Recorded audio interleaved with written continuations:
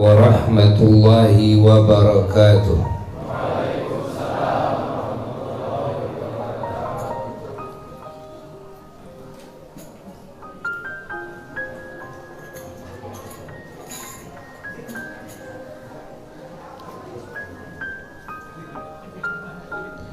Alhamdulillahi rabbil alamin, wa afdhalus salati wa atammut taslim ala sayyidil awwalina wal akhirin, imamil anbiya'i wal mursalin, sayyidina wa nabiyyina wa maulana Muhammadin wa ala alihi wa sahbihi wa tabi'in wa tabi'it tabi'ina lahum bi ihsanin ila yaumiddin.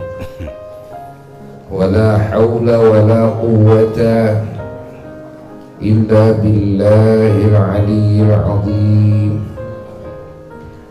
Amma ba'du, fa ya ibadallah, usikum wa nafsi bitaqwallah, faqad fazal muttaqun.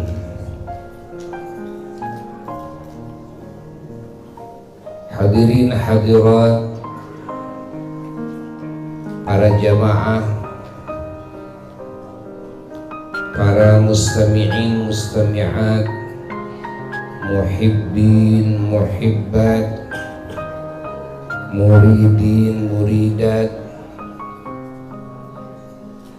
yang sangat dicintai dan yang sangat dimuliakan, yang sangat dihormati dan yang sangat didoakan,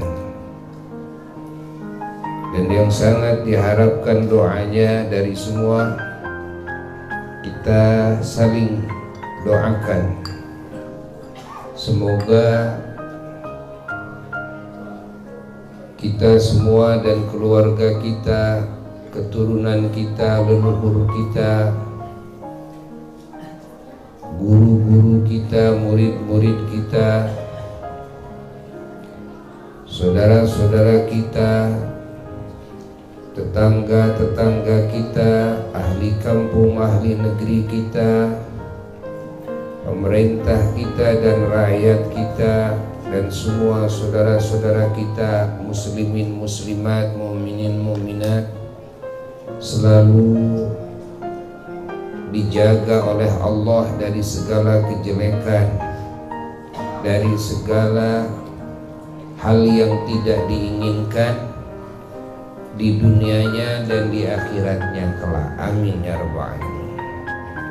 Semoga kita semua selalu dihujani oleh Allah dengan hujan kasih sayangnya, dengan hujan barakahnya, amin, dengan hujan hidayahnya, dengan hujan pertolongannya, dengan hujan ampunannya, dengan hujan nikmatnya dan rizkinya, dengan hujan keridhaannya, dengan hujan segenap anugerahnya di dunianya dan di akhiratnya. Para jemaah sekalian, kita juga berkumpul di malam Jumat yang sangat agung ini, dan juga di masjid tempat yang sangat agung ini, dan di majlis ilmu, majlis zikir, majlis sholawat yang sangat agung ini.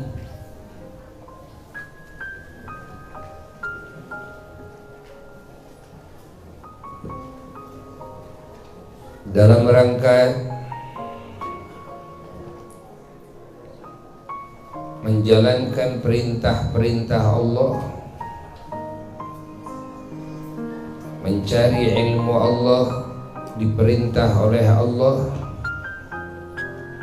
menyampaikan ilmu Allah juga diperintah oleh Allah, berzikir kepada Allah, berzikir bersama, membaca Quran bersama di masjid juga diperintah oleh Allah, dicontohkan oleh Rasulullah sallallahu alaihi wa alihi wasallam. Bersolawat dan salam kepada Rasulullah sallallahu alaihi wa alihi wasallam diperintah oleh Allah dan dicontohi oleh Allah dan oleh semua malaikat Allah, oleh semua para nabi-nabi Allah, termasuk oleh baginda Nabi besar Muhammad sallallahu alaihi wa alihi wasallam, dan juga berdoa untuk kita dan mendoakan untuk yang lain diperintah oleh Allah.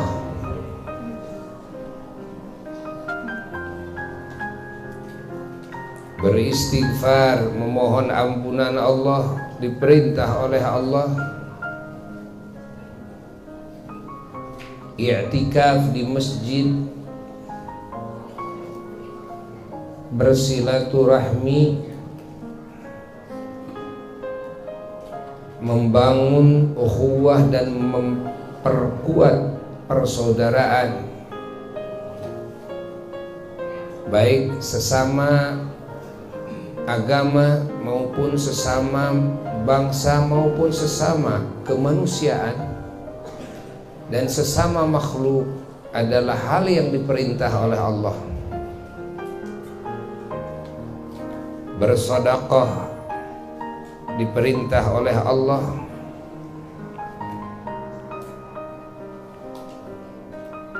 Hatta bersalaman, rangkul-rangkulan, hatta senyum manis di hadapan sesama, hal yang diperintah oleh Allah dan dicontohkan oleh Rasulullah sallallahu alaihi wa alihi wasallam.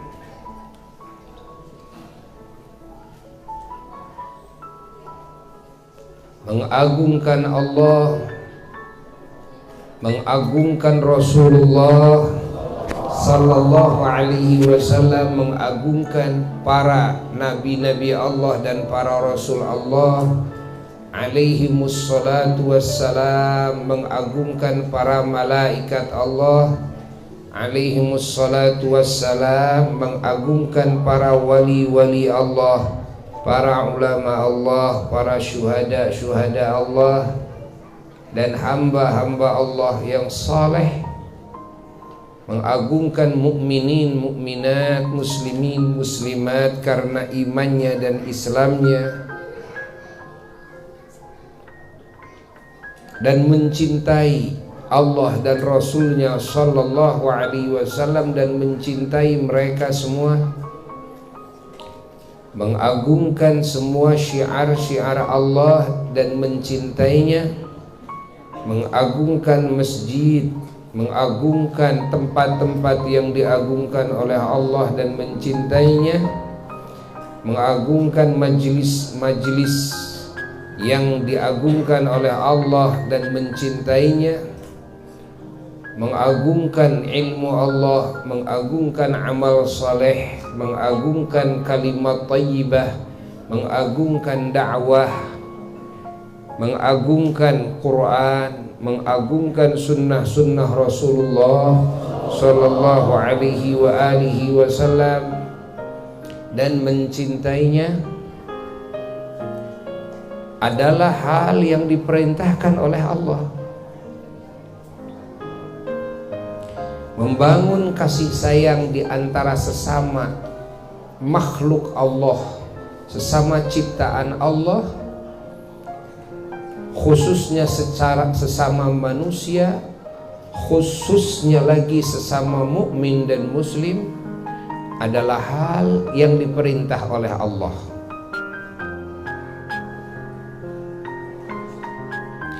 membantu sesama yang memerlukan bantuan, baik dengan harta, tenaga, pengetahuan, pemikiran, pengalaman, hatta dengan kebijakan-kebijakan kekuasaan, hatta dengan doa, adalah hal yang diperintahkan oleh Allah.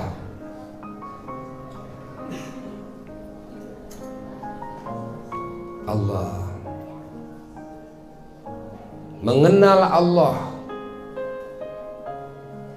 mendekatkan diri kepada Allah, mengingat Allah, memuji Allah, mengenal aturan-aturan yang Allah bentangkan kepada manusia dan bangsa jin dalam kehidupannya di dunia, mengenal janji-janji Allah dan ancaman-ancaman Allah, mengenal baginda Nabi besar Muhammad sallallahu alaihi wa alihi wasallam, mengenal kehidupannya yang teragung, akhlaknya yang termulia,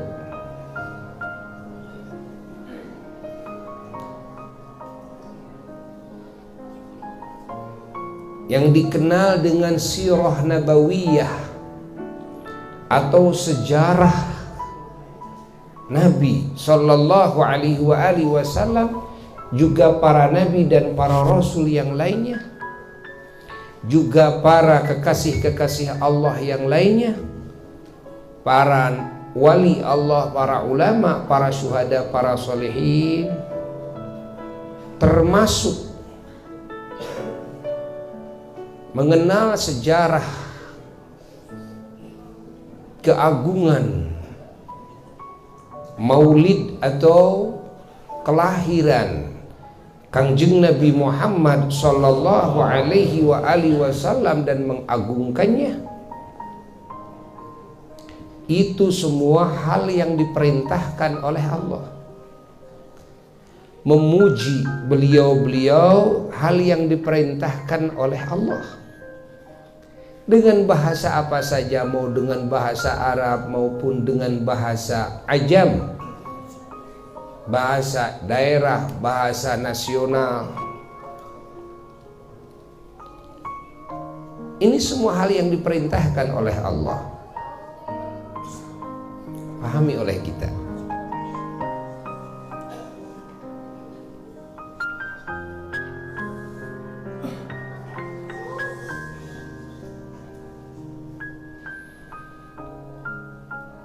Mensucikan jiwa dari segala najis-najisnya, yaitu kekufuran, kesyirikan, kemusyrikan, dan juga sifat-sifat akhlak-akhlak hati yang tercela, niat-niat yang buruk, ilmu-ilmu hitam,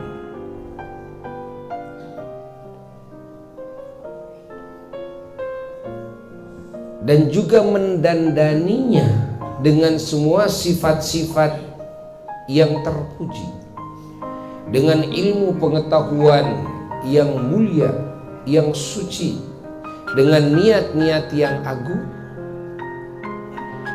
dan juga mensucikan jasmani, jasad, dari perbuatan-perbuatan maksiat dan munkar, dan mendandaninya dengan warna-warni amal soleh, perbuatan-perbuatan ibadah dan kebaikan-kebaikan, dan juga berbuat baik kepada sesama makhluk Allah.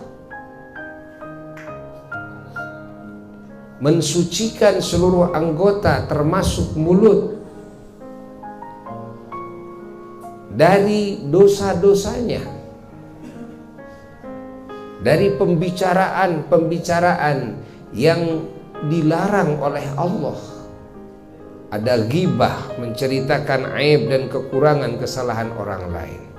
Ada fitnah, menceritakan aib, kekurangan dan kesalahan orang lain yang memang belum pasti. Ini masuknya ke fitnah. Apalagi yang jelas-jelas tidak sesuai dengan buktinya. Kalau sesuai dengan buktinya namanya ghibah. Kalau tidak sesuai dengan buktinya namanya fitnah.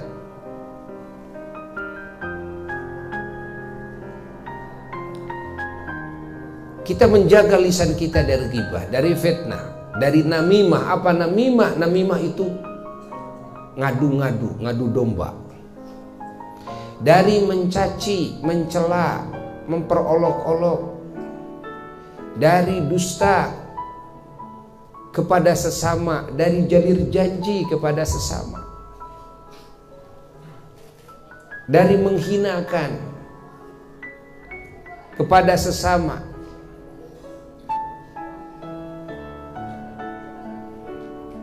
Mensucikan dan menjaga lisan ini hal yang diperintah oleh Allah. Semua yang dibicarakan barusan hal yang diperintah oleh Allah.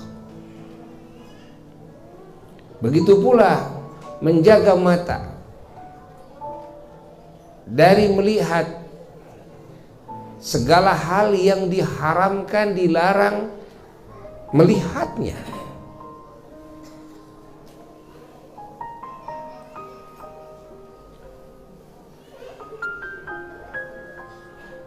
Dan mendandani mulut ini, mata ini, termasuk telinga, dengan segala hal yang diridhoi oleh Allah, membicarakannya diridhoi oleh Allah, melihatnya diridhoi oleh Allah, mendengarnya. Menjaga telinga dari mendengar apapun suara yang dilarang oleh Allah didengarnya, termasuk orang yang sedang menceritakan aib yang lain haram didengarnya.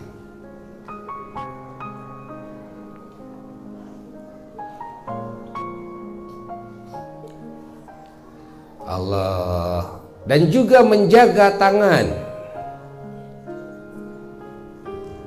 dari berbuat dengan tangan kita yang perbuatan ini dilarang oleh Allah. Mencuri, memukul, apalagi sampai membunuh, menyakiti kan orang lain dengan tangan kita. Hatta memberikan isyarat kepada yang lain, yang mana dengan isyarat tangan kita atau telunjuk kita ini orang lain bisa celaka gara-gara dikasih isyarat oleh kita. Orang lain bisa durhaka, bisa melakukan maksiat, kezaliman, kemunkaran gara-gara dikasih isyarat dengan telunjuk kita. Kita menjaganya dari itu adalah hal yang diperintahkan oleh Allah. Dan juga mendandani anggota tangan ini dengan pekerjaan perbuatan tangan yang diridhai oleh Allah, termasuk memberi, termasuk salaman, termasuk menolong sesama dengan tangan ini,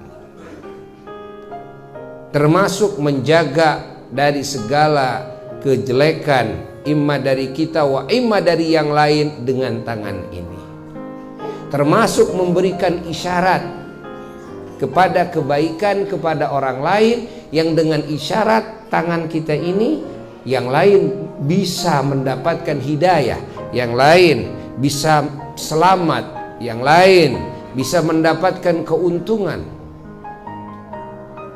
Ini hal yang diperintahkan oleh Allah. Menjaga kaki kita juga dari melangkah kepada majelis-majelis atau kepada tujuan-tujuan yang dilarang oleh Allah, dan mendandani kaki kita dengan melangkah kepada majelis-majelis, kepada tujuan-tujuan yang dicintai oleh Allah, itu semua adalah hal yang diperintahkan oleh Allah. Menjaga perut kita dari memakan makanan minuman yang diharamkan, yang disyubhatkan, yang dilarang oleh Allah dimakannya, diminumnya.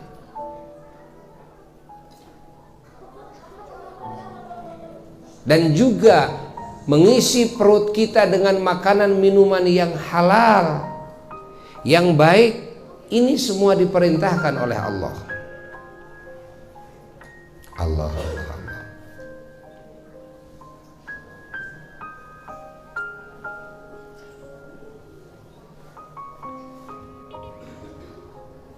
Dan begitu pula semua anggota termasuk farji.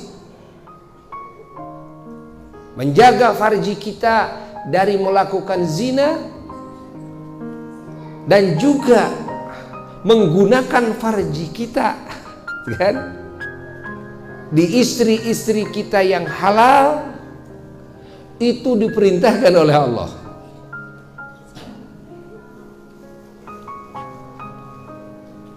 Dan juga membersihkan jasad kita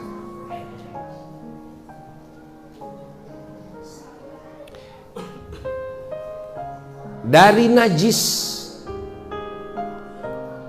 dari hadas, hadas besar, hadas kecil. Apa itu hadas? Kalau hadas itu kotoran-kotoran yang tidak kelihatan oleh mata.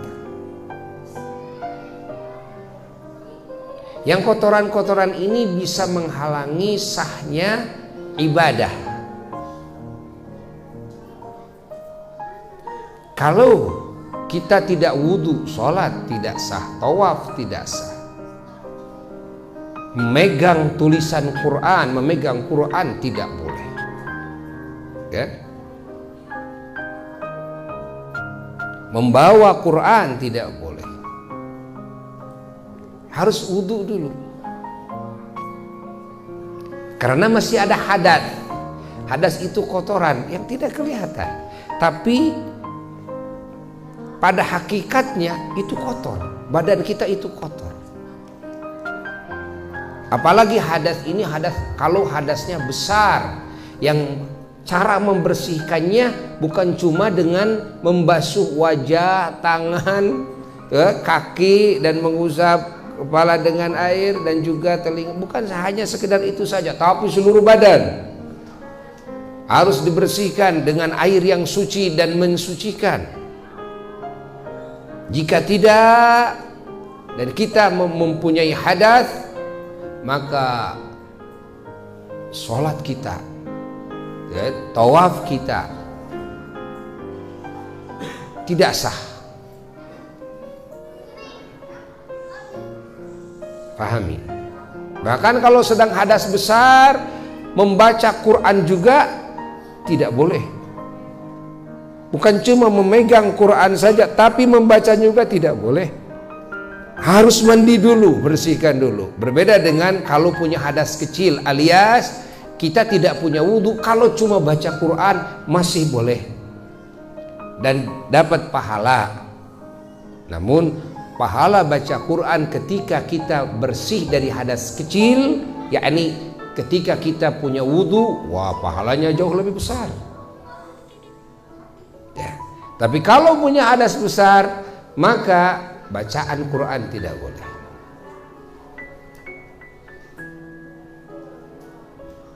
Diam di masjid juga tidak boleh. Ya. Allah. Jadi membersihkan badan kita dari najis, dari hadas, baik yang besar yang kecil, hal yang diperintahkan oleh Allah.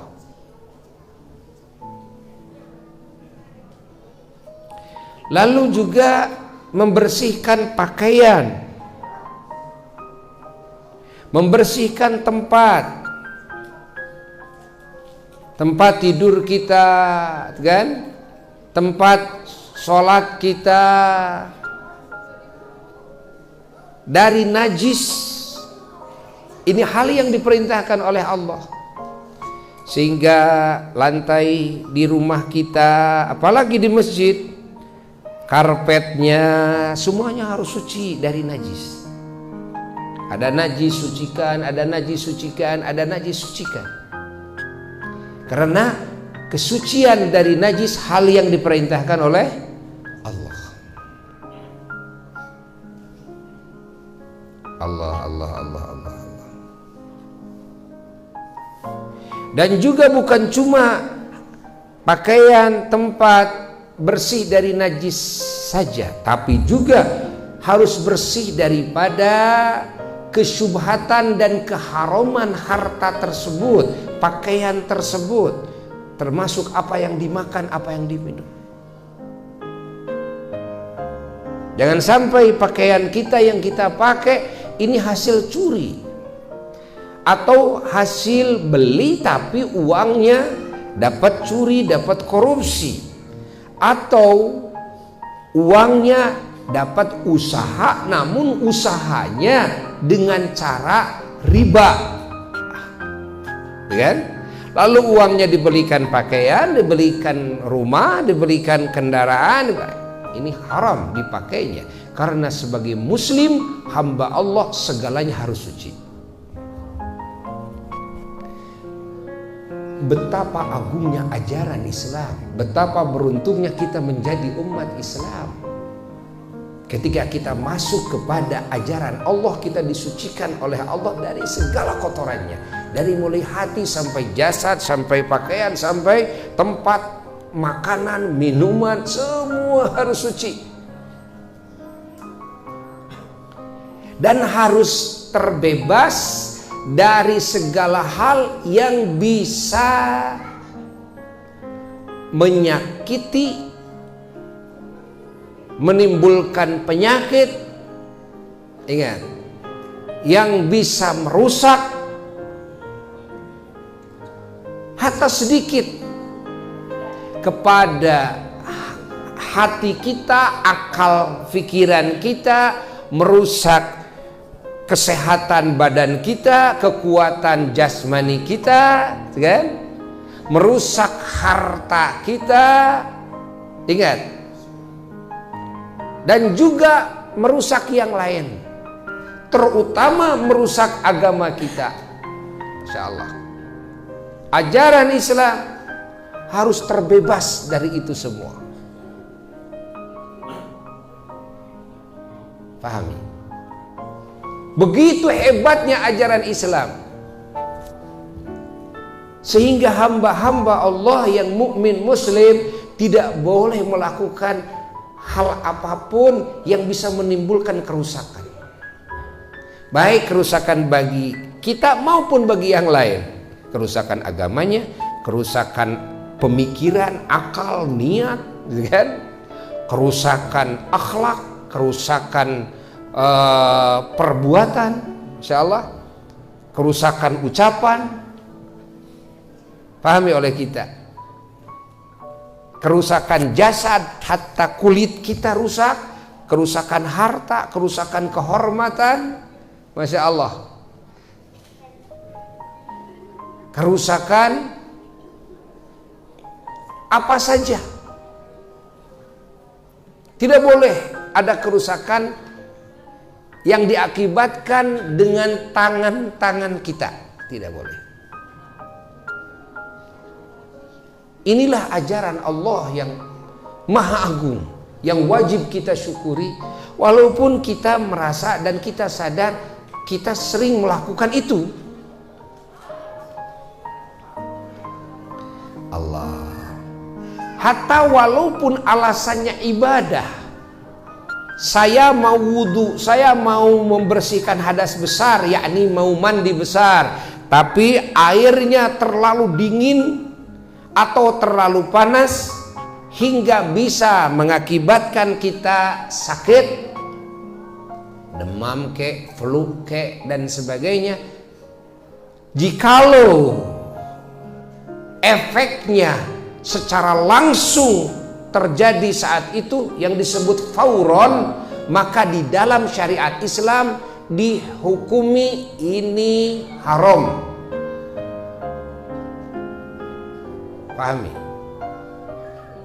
Kalau efek buruknya sifatnya lambat laun, tidak sekaligus efeknya, ini dihukumi makruh. Salah satu alasan kenapa merokok makruh, salah satu alasannya karena penelitian dalam ilmu kesehatan, ini rokok lambat laun bisa mengakibatkan kerusakan pada diri manusia, bisa menimbulkan penyakit, sakit, walaupun tidak sekaligus. Jika menurut penelitian secara adat istiadat, karena di dalam hukum syariat Islam, hukum fikih kembalinya kepada urfan, yakni kepada kebiasaannya. Ketika ternyata diteliti kebiasaannya merusak, walaupun sifatnya lambat laun, tetap itu namanya makruh. Makruh itu tetap hal yang dilarang. Walaupun larangan ini tidak sampai haram, walaupun dilakukan oleh kita tidak dosa. Tapi begitulah kehebatan ajaran Islam, harus diakui oleh kita walaupun kita tidak bisa melakukannya. Dan saya mah beki udud peh, tapi tetap kita harus tahu bahwa agungnya ajaran Islam yang Allah anugerahkan kepada kita, dan kita wajib junjung tinggi walaupun kita tidak bisa melakukannya. Pahami oleh kita. Kalau ternyata efek buruknya sekaligus menurut kebiasaannya, dan kita tahu kalau kita menggarap hal itu bisa terjadi efek buruknya sekaligus, maka itu hukumnya haram. Seperti halnya kita wudhu atau mandi dengan air terlalu panas, yang kalau kita pakai air tersebut dalam wudhu atau dalam mandi kita, ini kulit kita bisa menjadi rusak saat itu, walaupun hanya kulitnya saja, walaupun hanya sebagian. Allah mengharamkannya wudhu dengan air itu. Allah. Kenapa? Karena Islam ajaran yang penuh kasih sayang, yang datang dari Nabi yang penuh kasih sayang kepada semua makhluk, dan datang dari Allah yang Maha Rahman Rahim, yang Maha kasih sayang kepada semua makhluk, yang mana sifat kasih sayang tidak mungkin melahirkan apapun bagi siapapun yang ia sayangi, kecuali suguhan-suguhan yang terbaik bagi apapun dan siapapun yang ia sayangi. Itulah kasih sayang. Allah, Allah, Allah, Allah, Allah. Contoh kecil sering Buya kasih contoh.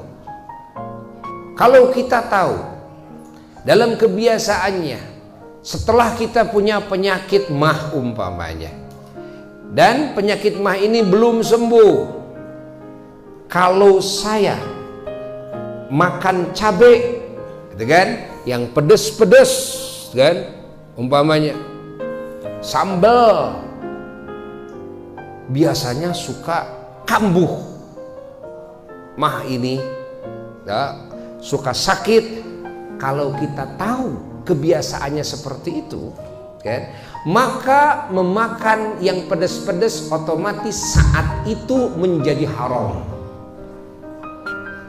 Kalau kita tahu saat itu, berhenti dulu, jangan makan cabai dulu. Kenapa? Saat ini dosa kita makan cabai, dosa kita makan sambal. Kenapa? Karena kita tahu dengan kebiasaannya, ya, dalam kebiasaannya kalau makan cabai dalam keadaan mahnya masih belum sembuh, ya, malah akan menjadi sakit. Allah tidak ridho kita bikin kerusakan karena tangan kita. Allah tidak ridho. Walaupun itu ini jasad saya, ini jiwa raga saya, ya, rusak dan tidak rusak, gimana saya? Oh enggak, kata Allah, lu punya gua.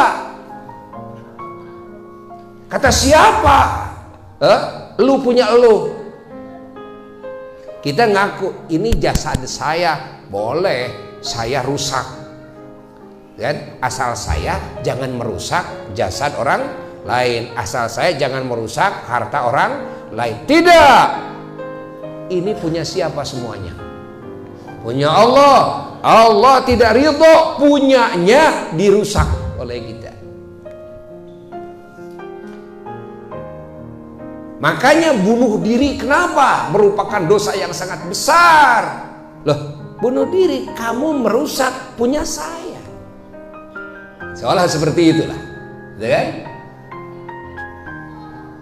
Kenapa kamu merusak? Paham? Jadi kepada diri sendiri, kepada yang lain sama. Ajaran Islam datang untuk menjaga. Jangan sampai ada kerusakan sedikit pun yang dikarenakan ulah tangan kita.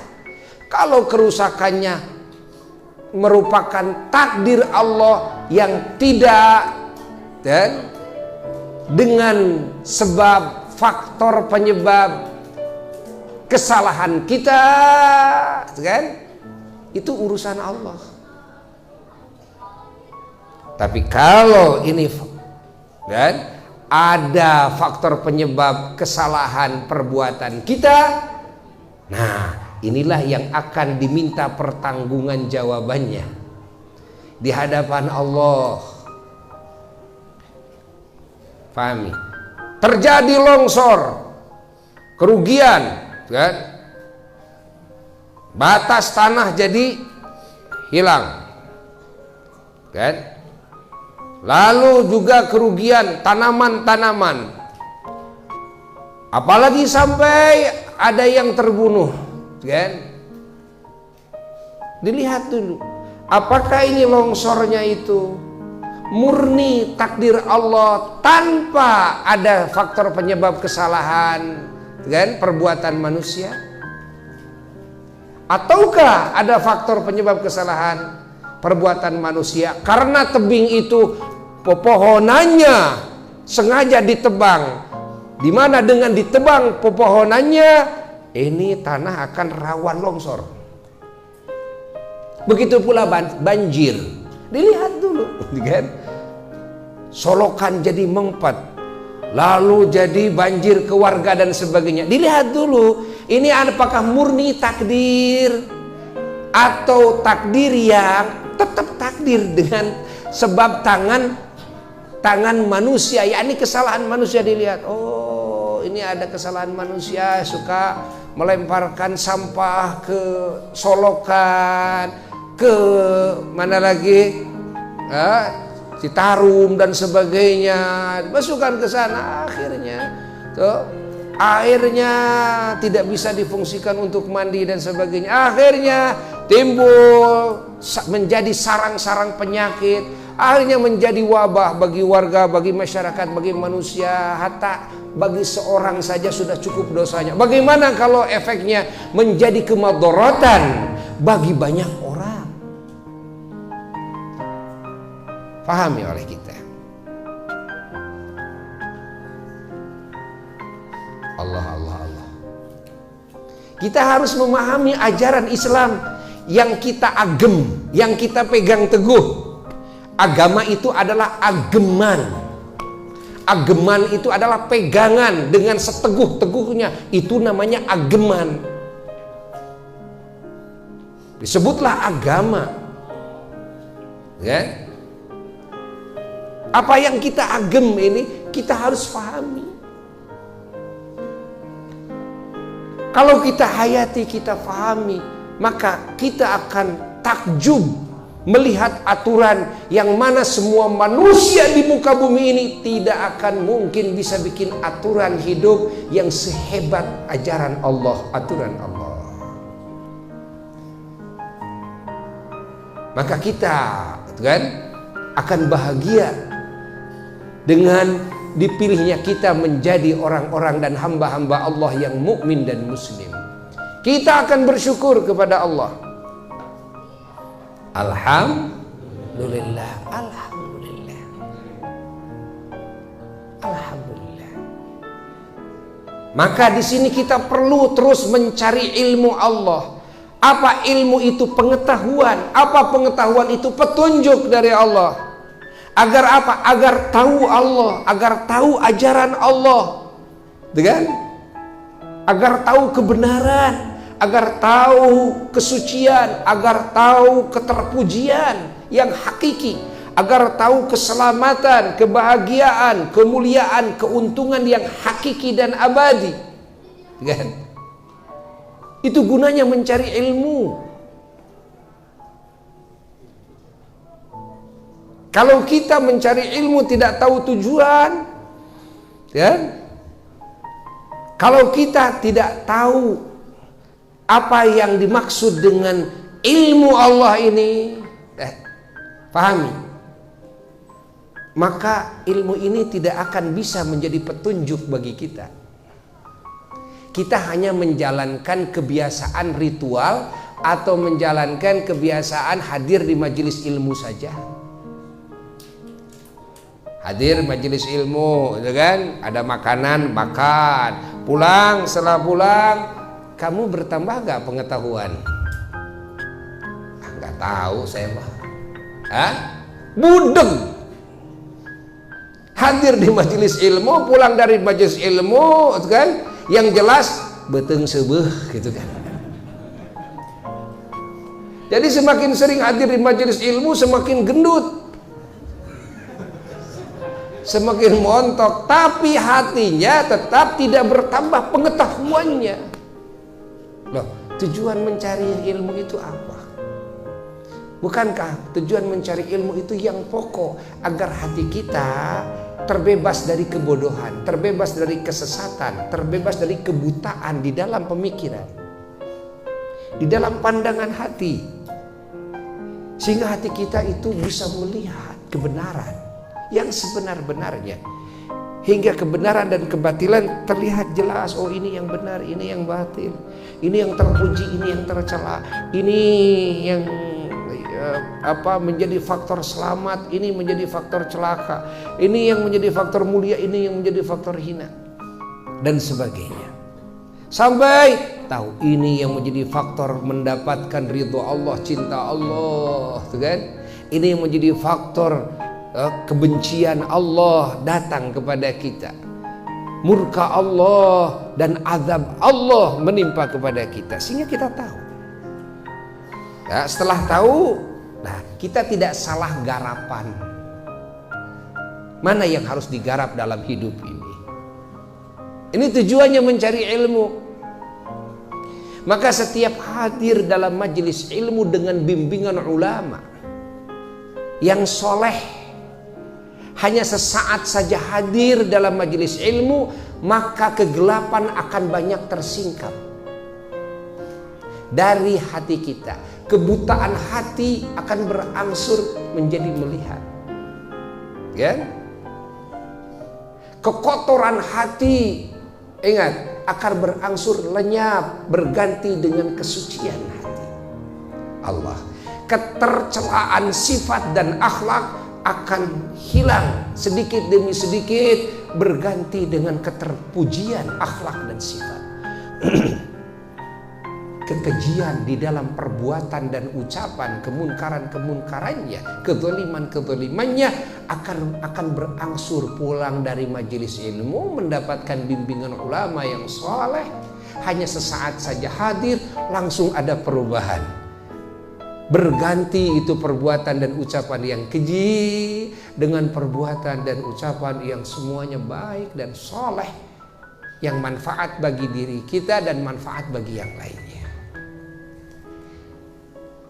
akan terasa perubahannya di dalam rumah kita. Akan terasa perubahannya dalam hubungan kita dengan keluarga, dengan istri, dengan suami, dengan orang tua, dengan anak setelah pulang dari majelis ilmu. Ya. Kemarin kalau ketemu dengan orang-orang, gitu kan, maaf sekali, ya kan, maaf sekali. Bukan cuma tidak pakai assalamualaikum, bukan cuma tidak salaman, bukan cuma itu, tapi ada yang lebih buruk dari itu. Apa? Anjing? Ya. Di mana anjing? Jadi itu aing magong. Jadi anjing jeung bagong. Kan? Allah. Kan? Jadi kepada sesama kita, yang mana sesama kita itu bukan cuma manusia, tapi ini adalah hamba Allah yang di dalam hatinya ada cahaya iman. Ada cahaya iman di dalam hatinya, dia beriman kepada Allah. Pantaskah ini manusia yang di dalam hatinya ada cahaya iman kepada Allah, kepada Rasulullah SAW, lalu dia disebut anjing atau bagong? Itu penghinaan kepada apa yang Allah agungkan. Pahami oleh kita. Setelah kita hadir dalam majelis ilmu, pasti akan berubah. Begitu ketemu dengan temannya, ketemu dengan keluarganya, assalamualaikum, salaman, rangkul-rangkulan, gitu kan? Yang tadinya salamannya, salam, saya nggak tahu itu salaman apa itu kan? Saya nggak tahu salaman. Sekarang salaman tangan, musafahah tangan, rangkul-rangkulan dengan penuh kasih sayang dan cinta. Apalagi kepada orang tua yang tadinya berani memarahi orang tua, berani membentak orang tua. Sesaat ngaji mendapatkan bimbingan ulama Allah, datang hidayah kepada hati kita, petunjuk dari Allah, akan berubah pasti. Selama ini saya salah kepada orang tua saya. Saya tidak sopan, saya dosa besar kepada orang tua saya. Padahal saya pernah dihadirkan oleh Allah dalam perut ibu saya 9 bulan ibu saya. Masya Allah, tersakiti oleh saya, terbebani oleh saya, sampai saya dipindahkan oleh Allah dari rahim ibu saya ke alam dunia ini. Farji ibu saya rusak, teteknya juga rusak, ya, terganggu tidurnya, mengurus saya, Masya Allah, memandikan saya, mensucikan saya, mengasih makan, ngasih minum. Masya Allah, bukan cuma memberi pakaian saja, tapi memakaikan pakaian itu kepada saya dengan penuh kasih saya. Sampai gede ini lalu berani kepada ibu dan kepada ayah, berani mencaci, berani membentak. Ingat, berani kasar kepada orang tua. Bukankah itu adalah dosa yang sangat besar sekali? Bisa hilang hasil sholat kita, ibadah kita dan sebagainya. Setelah sesaat duduk di majelis ilmu bersama ulama yang saleh, pulang akan berubah. Saya dosa, datang kepada orang tua, minta maaf. Mama, maafkan saya. Selama ini saya sering menyakiti hati mama, memusingkan mama, menguras tenaga mama dan papa, pikiran papa. Saya minta maaf dan minta doanya. Datang, assalamualaikum, cium tangan. Ketika mau pergi kemana saja minta doa kepada orang tua. Mau sekolah minta doa, gitu kan? Mau bisnis minta doa. Walaupun kita andai kata jadi presiden sekalipun, kepada orang tua harus seperti itu tetap. Karena tidak ada pangkat yang bisa menyamai pangkat orang tua di muka bumi ini. Walaupun kita jadi presiden, orang tua kita adalah orang yang sangat miskin, Yang sangat bodoh, tetap kita harus ada di bawah orang tua. Ketika kita menyakiti hati orang tua, maka surga yang Allah kan isyaratkan ada di bawah telapak kaki orang tua kita, kan? Kita tidak akan bisa menggapainya. Allah. Arti bahwa surga ada di bawah telapak kaki ibu, artinya bukan surga ada di bawah telapak kaki ibu, tapi maknanya kita bisa mendapatkan surga ketika kita bisa taat, bisa memuliakan orang tua kita, bisa berbuat ihsan baik kepada orang tua, walaupun orang tua itu beda agama dengan kita. Orang tua kita Nasrani, orang kita Hindu, Buddha, tapi kita sebagai Muslim, Masya Allah, ajaran Allah tetap harus baik kepada orang tua. Soal pilihan, mau memilih agama yang mana, itu antara dirinya dengan Allah. Nah, di dalam cara dakwah, di dalam Islam, tidak boleh ada paksaan. Tidak boleh ada kejelekan, tidak boleh ada sikap-sikap yang buruk, ucapan yang buruk kepada siapapun lah, tidak. Tapi hanya dengan apa? Memberi contoh, inilah kan akhlak Islam. Inilah perbuatan di dalam Islam. Inilah ucapan-ucapan dalam Islam, kan? Nah, lalu didagangkan oleh kita keagungan Allah, keagungan Rasulullah SAW, keagungan ajaran Allah. Lalu kita mengajak dengan sebaik-baiknya akhlak kepada siapapun untuk beriman, percaya kepada Tuhan yang hak, la ilaha illallah, dan percaya kepada utusan Allah yang terakhir adalah Kangjeng Nabi Muhammad SAW. Setahap demi setahap seperti itu, dengan baik. Andai kata tidak menerima, la ikraha fiddin, tidak ada paksaan. Lakum dinukum waliyadin, silahkan, bagimu agamamu, bagiku agamaku. Artinya ya silahkan kamu lakukan saja apa yang kamu yakini, dan kamu pun juga akan melakukan apa yang kami yakini. Allah, terjaga ukhuwah, terjaga persaudaraan, subhanallah. Tetap saling menghormati, tetap saling menyayangi.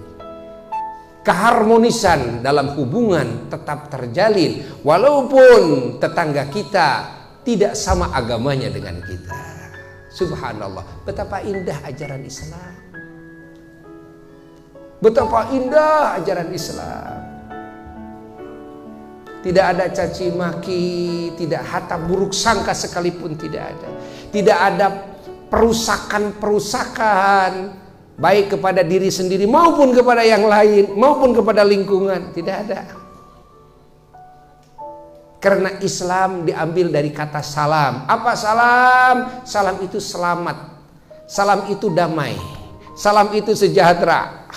Ingat. Artinya hadirnya Islam supaya terwujud keselamatan, kedamaian bagi semuanya. Pahami oleh kita. Makanya andai kata kita sebagai muslim, tapi ternyata kedamaian itu rusak sel-selnya, kan? Kita harus mempertanyakan kepada keislaman kita sendiri. Loh, kenapa ya? Kan? Kenapa saya sebagai muslim tapi malah ini ekosistem, kan? Di dalam hubungan dengan sesama, dengan keluarga kok jadi rusak, kan? Masa kita sebagai muslim dengan orang tua kok sampai bermusuhan, dengan saudara, kakak, adik, itu kan, paman, kan? Sama keponakan kok bisa bermusuhan ya? Kenapa?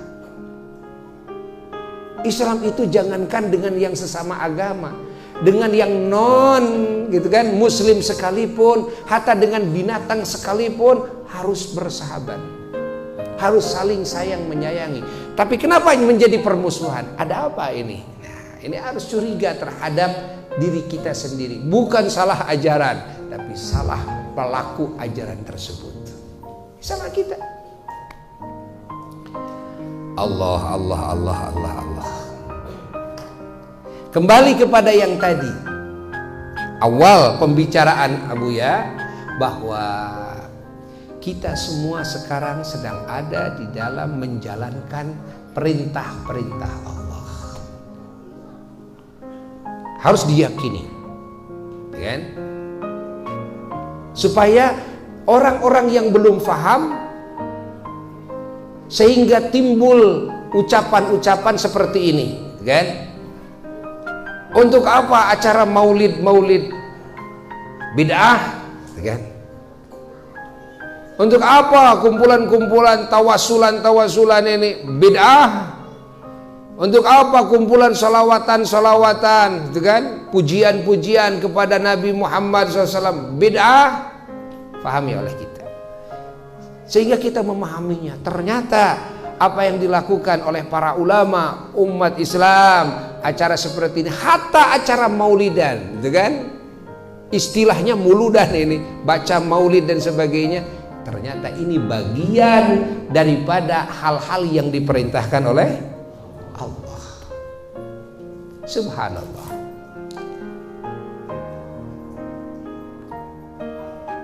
Walaupun kita juga faham bahwasanya perintah Allah itu bukan hanya maulid saja lah, kita juga paham bahwa yang harus dilakukan oleh kita hanya maulid saja atau sholawatan saja lah, kita juga paham. Karena yang diperintahkan oleh Allah banyak sekali, dari mulai yang fardu lalu sampai yang sunnah-sunnah. Begitu pula yang dilarang oleh Allah, dari mulai yang haram sampai yang makruh-makruh. Pahami oleh kita. Namun tetap kita harus meyakini bahwa kebaikan adalah kebaikan, bahwa amal soleh adalah amal soleh.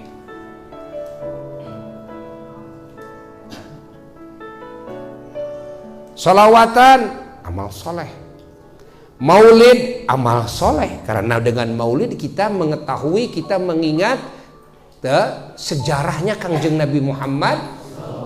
Itu bagian daripada yang diperintahkan. Dan termasuk ada manakiban, mengetahui tentang keagungan akhlak, keagungan martabatnya para kekasih Allah, manakibnya para sahabat Nabi, manakibnya ahlul bait Nabi, manakibnya para tabi'in, para tabi'it tabi'in, manakibnya para wali, anu, manakibnya para ulama, anu dan sebagainya, manakibnya para syuhada, anu, manakibnya orang-orang soleh, anu. Ini bagian daripada hal yang diperintahkan oleh Allah diketahui. Kita harus tahu tentang akhlak mulianya mereka-mereka. Dan sudah diisyaratkan oleh Allah di dalam surat Fatihah, yang tiap rakaat sholat kita membacanya. Kita meminta kepada Allah, ihdinas siratal mustaqim, ya Allah tunjukkanlah kami kepada jalan yang lurus. Siratal ladzina an'amta alaihim, yakni jalan hidupnya orang-orang yang kau limpahi nikmat.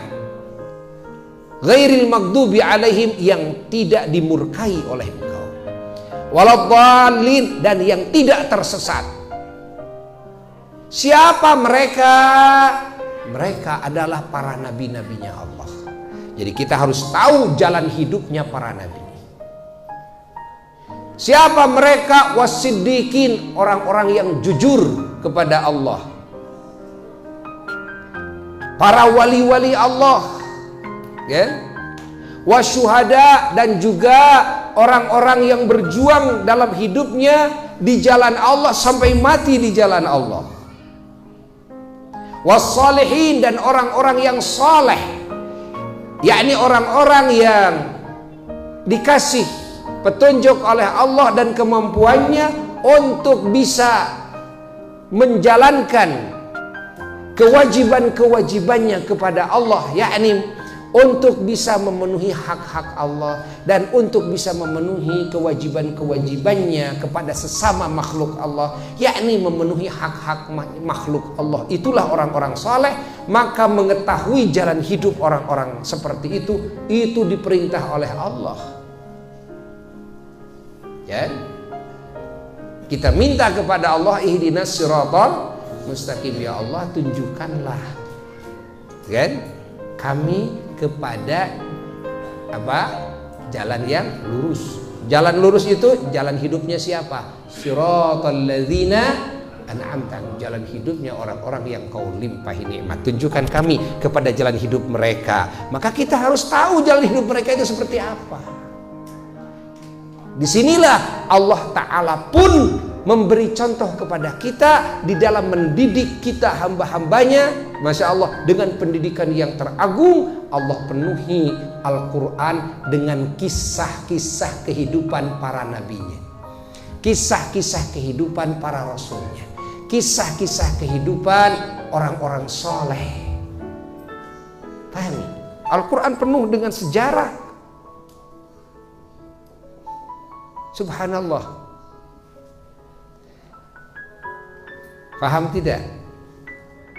Karena di dalam sejarah orang-orang yang mulia di sana ada nasihat penting, ada ilmu yang penting.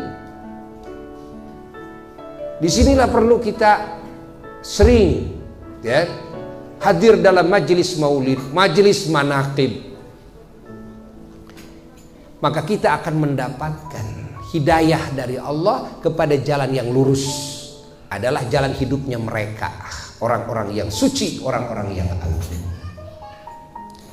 Allah, paham? Eces? Jelas? Alhamdulillahirabbil alamin. Allah. Lalu majelis ini juga berkaitan dengan niat mulianya Kang Rocky. Di mana Kang Rocky ya yang punya niat pertama mewujudkan majelis ini dengan niat apa? Berbuat ihsan, kebaikan kepada orang tua. Almarhum, almarhumah, ayah ya dan ibu, ayahnya dan ibunya, yaitu ibu Nani dan ayahnya Bapak Darajat.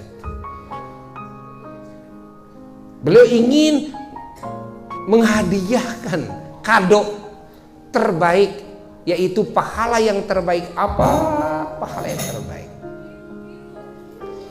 Dan perlu diketahui oleh semuanya, kalau kita ingin memberikan pahala yang terbaik kepada ahli kubur, kan? Kepada orang tua kita, pahalanya yang terbaik apa? Adalah mengadakan majelis ilmu. Mengadakan majelis ilmu. Ingat, hadirkan ulama. Pahalanya kita mintakan kepada Allah agar dihadiahkan kepada almarhum almarhumah siapa saja yang kita maksud. Maka pahala hadir dalam majelis ilmu adalah pahala yang sangat hebat sekali. Sering Buya kupas tentang hadir dalam majelis ilmu. Bagaimana pahalanya begitu hebat, begitu luar biasa. Ya. Makanya kalau ada acara haul-haul para ulama, para wali, bukan hanya sekedar tahlil, baca Quran dan sebagainya. Itu amalan-amalan yang disunnahkan. Pahalanya juga pahala sunnah. Tapi ada amalan yang fardu, yang hebat, kan? Tidak bisa dibandingi dengan semua pahala dari amalan yang sunnah. Apa? Adalah membangun majelis ilmu. Hadirkan ulama, maka ulama diminta supaya memberikan keilmuan, gitu kan, dalam ilmu agama kepada hadirin hadirat, agar semuanya mendapatkan pahala orang yang hadir di majelis ilmu, pahala orang yang mencari ilmu Allah. Karena pahalanya jauh lebih besar ketimbang membaca Quran walaupun ratusan khataman, walaupun ribuan khataman baca Quran. Lebih hebat daripada sholat sunnah walaupun tahajud jutaan rakaat. Bukan? Allah, Allah, Allah, Allah. Pahami? Maka usahakan ada yang berbicara, memberikan wawasan keilmuan tentang ilmu Allah, kan? Wasiat-wasiat Allah disampaikan, wasiat-wasiat Rasulullah SAW disampaikan, kan? Di samping baca Quran, di samping tahlil, di samping baca sholawat, di samping berdoa. Karena itu semua hal yang sunnah, kan? Sementara mengkaji ilmu Allah hukumnya wajib. Masya Allah. Walaupun tidak semua dalam ilmu agama yang diperintahkan oleh Allah dicarinya ini tidak semuanya wajib, ya. Ilmu Allah yang wajib dicarinya adalah ilmu Allah yang memang berkaitan dengan hal-hal yang wajib atau berkaitan dengan hal-hal yang sunnah, bahkan hal-hal yang mubah yang memang kita mau melakukannya. Ya, kalau kita mau melakukannya nisbat kepada orang yang mau melakukannya, tetap wajib mencari ilmunya. Contoh, kita mau dagang, bagaimana hukumnya dagang? Mubah, boleh-boleh saja, ya. Ya, kalau tidak dagang juga tidak apa-apa, tidak dosa kok. Kita mau nikah, bagaimana hukum nikah dalam mazhab Syafi'i? Dalam mazhab Imam Syafi'i, ijtihad beliau, hukum nikah adalah mubah. Boleh-boleh saja. Tidak nikah juga tidak apa-apa. Ada kuat mah. Ya kan, gak kuat kan? Ya. Ya, karena kan kita manusia normal. Kalau manusia normal tentu kan ada magnet, kan, antara laki-laki dengan perempuan. Ciri apa? Ciri normal. Jadi kalau kalian tidak terusik hati kalian dengan perempuan, dipertanyakan ini kalian tidak normal nih kayaknya, ya? Itu kan fitrah manusia. Allah ciptakan laki-laki, Allah ciptakan perempuan, hatta di binatang sekalipun begitu, hatta bangsa jin juga begitu, hatta bangsa setan juga begitu, ada lakinya ada perempuannya. Yang tidak ada cuma malaikat. Mau disebut ente itu malaikat, mustahil. Makanya malaikat dahar lebih kok, huap segede hulu kuda, ya kan? Ya kan? Malaikat tidak makan, tidak minum. Masa malaikat hadir dalam majelis ilmu hees, nunutan? Malaikat matara hees, tara nunutan. Begitu kamu buka celana kamu, kok ada alat vitanya? Gak ada, malaikat mah. Dan lain laki lain awewe, malaikat mah, kan? Jadi kalau malaikat tidak terusik jiwanya dengan hadirnya perempuan-perempuan, gitu kan, wajar saja, kan, wajar saja. Namanya juga malaikat. Allah tidak menciptakan di diri malaikat syahwat, keinginan, gitu kan, kepada dunia, keinginan kepada wanita, keinginan kepada hatta kepada maksiat sekecil apapun gak ada. Tapi namanya manusia Allah ciptakan di dirinya syahwat, kan? Allah ciptakan di dirinya nafsu ammarah, nafsu, ada syahwat, ada keinginan, hawa, keinginan, ada nafsu, itu kan, ada ammarah, kan? Nah, maka kalau manusia ya, lalu timbul sifat syahwatnya dan sifat nafsunya, ini benar-benar menunjukkan bahwa ini manusia, hal yang wajar. Dan dengan syahwat dan dengan nafsu ini Allah kehendaki agar manusia ini justru bisa semangat dalam ibadahnya. Ingat, bisa semangat di dalam ngerem dirinya dari kezaliman, dari maksiat. Dengan apa? Dengan syahwat dan nafsunya, kan? Yang mana syahwat dan nafsunya Allah ciptakan sebagai fasilitas, sarana prasarana pembantu. Ingat, pembantu apa? Pembantu akal. Dan akal ini sebagai alat, gitu kan? Ingat, sebagai apa? Sebagai alat yang mana akal ini jika diisi dengan hidayah dari Allah, maka akal akan menguasai hawa nafsu, dan hawa nafsu ini akan menjadi pembantu akal di dalam membangun sebaik-baiknya pengabdian kepada Allah Jalla Jalaluhu wa Ala. Ya. Namun ketika akal ini gersang dari hidayah dari Allah, dari petunjuk Allah, maka akal ini akan dikuasai oleh hawa nafsu dan dikuasai oleh setan lewat hawa nafsu tersebut, yang dijadikan oleh setan perangkap ini hawa nafsu ini. Maka ketika akal dikuasai oleh hawa nafsu karena tidak ada petunjuk Allah di akal tersebut, maka segalanya menjadi tidak baik. Segalanya menjadi tidak baik. Ya. Pahami oleh kita semua, hayati oleh kita semua, bahwa kedudukan hawa nafsu itu jangan dianggap seluruhnya mutlak dalam seluruh sisinya ini bisa mencelakakan manusia. Lah, tidak. Tidak. Ya. Yang dimaksud di dalam Al-Quran, di dalam hadis, dalam ajaran agama, bahwa musuh kita yang terbesar adalah nafsu, ya. Bahwa hawa keinginan juga ini bagian daripada perangkap setan, bahwa dunia ini menipu kita, ya.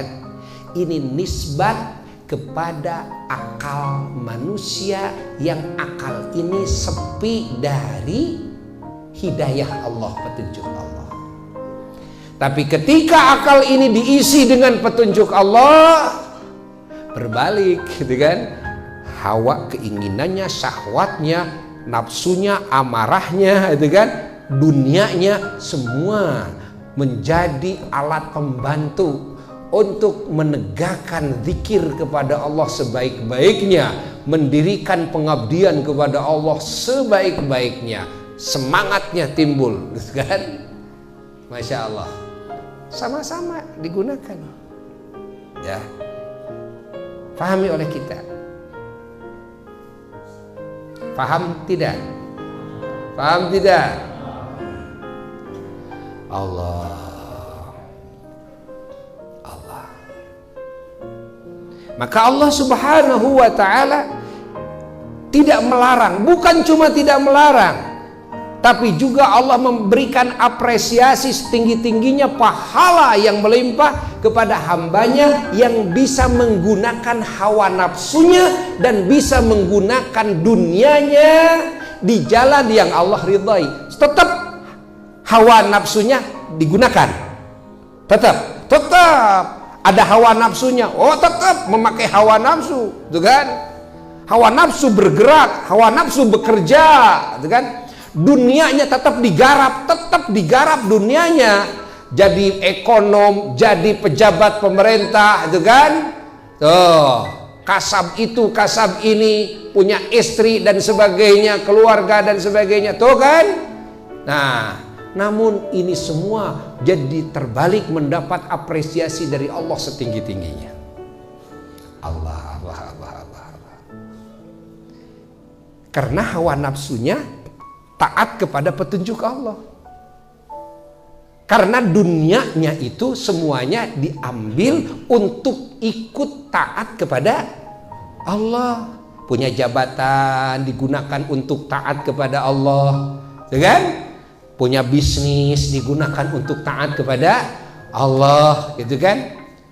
Syahwat kita, birahi kita kepada wanita ini digunakan untuk taat kepada Allah, birahi kepada laki-laki digunakan untuk taat kepada Allah. Sehingga berapa banyak hadis-hadis Nabi yang mana Nabi mengupas tentang pahala yang hebat dari Allah, dengan yang Allah berikan kepada seorang laki-laki dan perempuan yang dengan sah dia menjalankan akad dengan nikahnya, sah dia, Masya Allah, dalam rumah tangganya, subhanallah, senyumnya kepada istri, kepada suami, Masya Allah, memegang tangannya, Masya Allah, merangkulnya, Masya Allah, menciumnya, hatta bersetubuhnya, semuanya dapat pahala yang besar.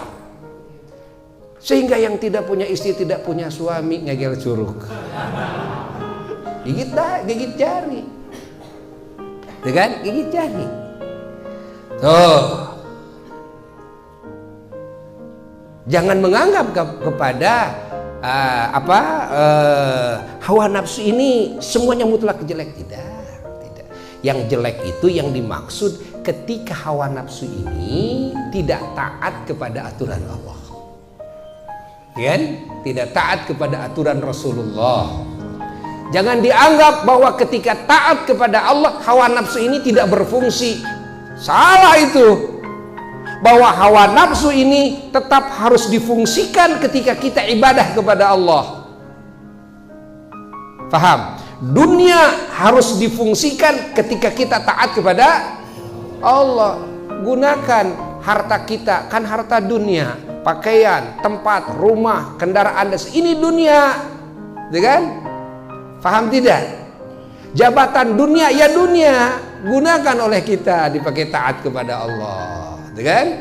Punya rizki, punya harta, kita bisnis dan sebagainya, kita niatkan untuk bekal ibadah, hasilnya ada yang sebagian dipakai kekuatan badan, kesehatannya, kan? Supaya apa? Supaya sehat ini dan kuat ini bisa saya gunakan dalam ibadah kepada Allah, gitu kan?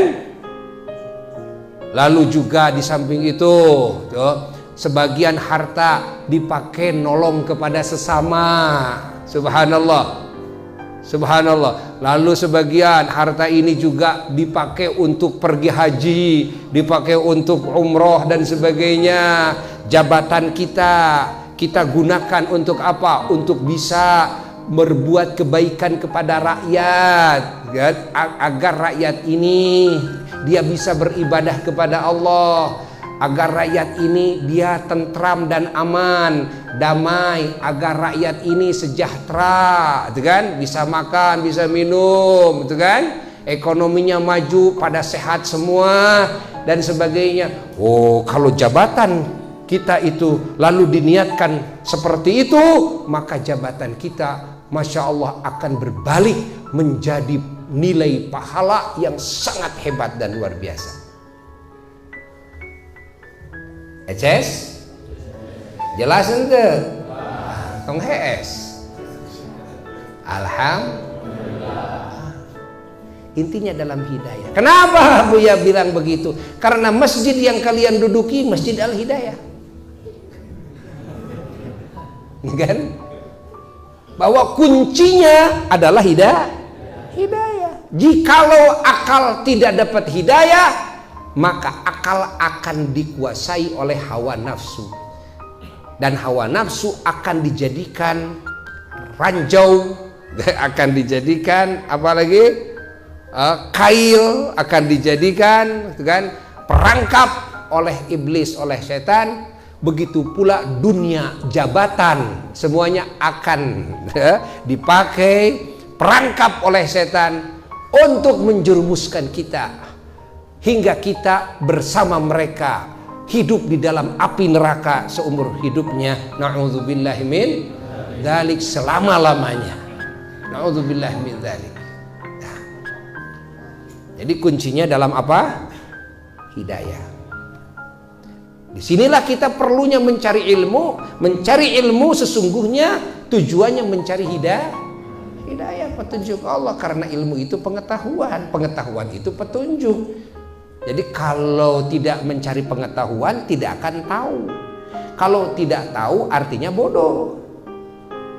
Dengan kebodohan itulah hati dan nanti akan sesat. Karena apa? Bodoh. Sehingga ada peribahasa, ya, malu bertanya, Sesat di jalan artinya kesesatan itu bisa terjadi ketika manusia bodoh, kan? Kebodohan ini tidak akan hilang ketika tidak mau bertanya kepada ahli-ahli ilmu.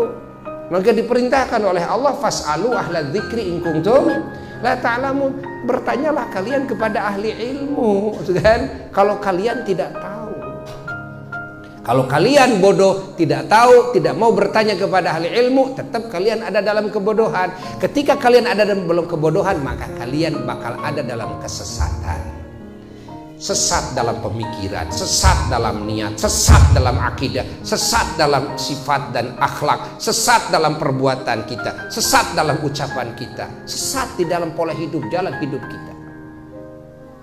Kalau di dunia sudah sesat, masuk kepada alam kubur, hidup di alam kubur lebih sesat lagi. Bangkit dari alam kubur, hidup di akhirat lebih sesat lagi.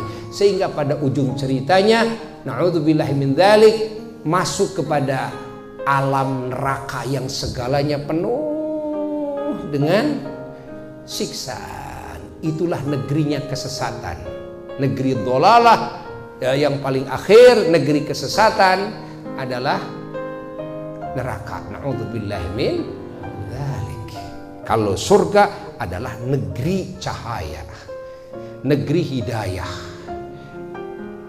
Itulah surga. Ya, Masya Allah. Makanya hadirnya ajaran Allah, kan?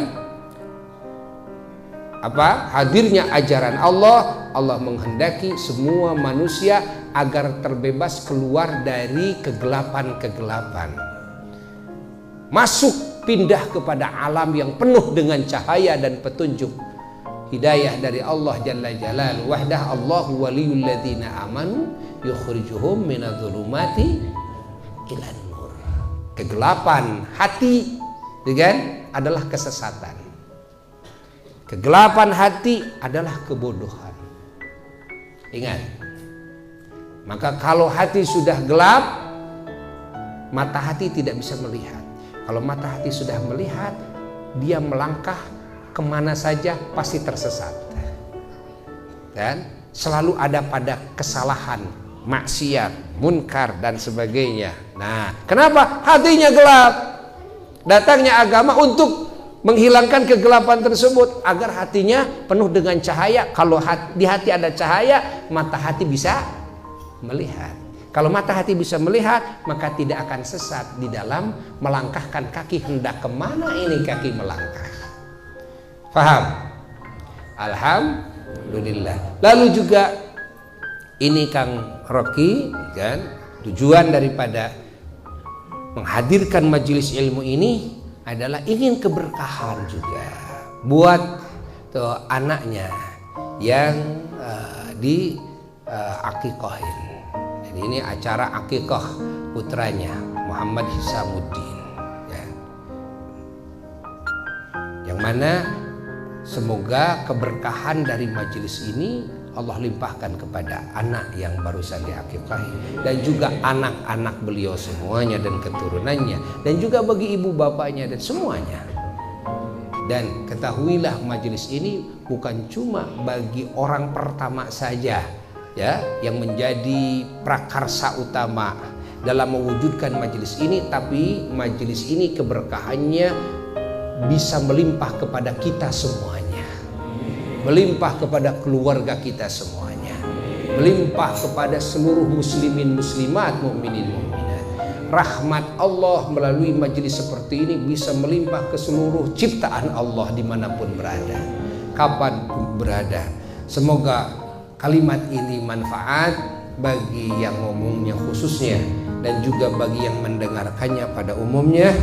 Dan mudah-mudahan melalui majelis ini segala dosa-dosa kita diampuni oleh Allah, segala aib kita ditutupi oleh Allah, segala doa-doa kita dikabulkan oleh Allah yang baik di sisi Allah. Ya, sekian dari Abuya, wal afu minkum, wassalamualaikum warahmatullahi wabarakatuh.